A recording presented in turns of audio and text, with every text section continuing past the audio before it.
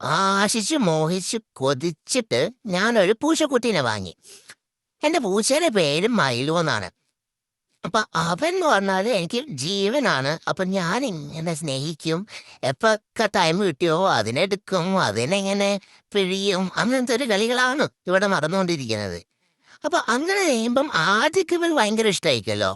പിന്നെ ഒരു പരിധി കവിഞ്ഞാൽ ഏതൊരു ജീവിനെ പോലെയും അതും നോ പറയും.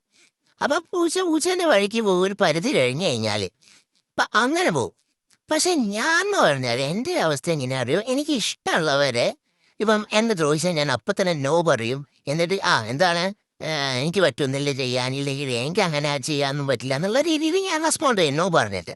പക്ഷെ അതിനും വേണ്ടിയിട്ട് ഇപ്പം അറിയാത്ത ആൾക്കാരോ ഇല്ലെങ്കിൽ എനിക്ക് അത്ര ഒരു അടുപ്പമില്ലാത്ത ആൾക്കാർ, ഇല്ലെങ്കിൽ വർക്ക് പ്ലേസിൽ ഒരു ജസ്റ്റ് ഫ്രണ്ട് എന്നുള്ള അങ്ങനത്തെ ടൈപ്പ് ആൾക്കാർ ഇപ്പോൾ എന്നോട് എന്തെങ്കിലും കാര്യം പറഞ്ഞാൽ എനിക്ക് എൻ്റെ മനസ്സിൽ 100 തവണ ഞാൻ നോ എന്ന് പറഞ്ഞിട്ടുണ്ടാവും. പക്ഷെ വായെന്ന് പുറത്തേക്ക് വരുമ്പോൾ അത് ചെയ്യാലോ, ആ എന്താണ് അങ്ങനെ ചെയ്യാൻ പറ്റൂ, ഒരു കുഴപ്പമില്ല, ഓ അവനെ തന്നെ എനിക്ക് റെസ്പോണ്ട് ചെയ്യാൻ പറ്റൂ.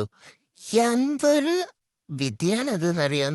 എന്നിട്ട് യെസ് പറഞ്ഞു കഴിഞ്ഞിട്ട് തോന്നും, ഓ പണ്ടാരം ഞാനന്ന് യെസ് നല്ലല്ലോ നോ അല്ലേ പറയേണ്ടിയിരുന്നത് എന്ന് പറയും.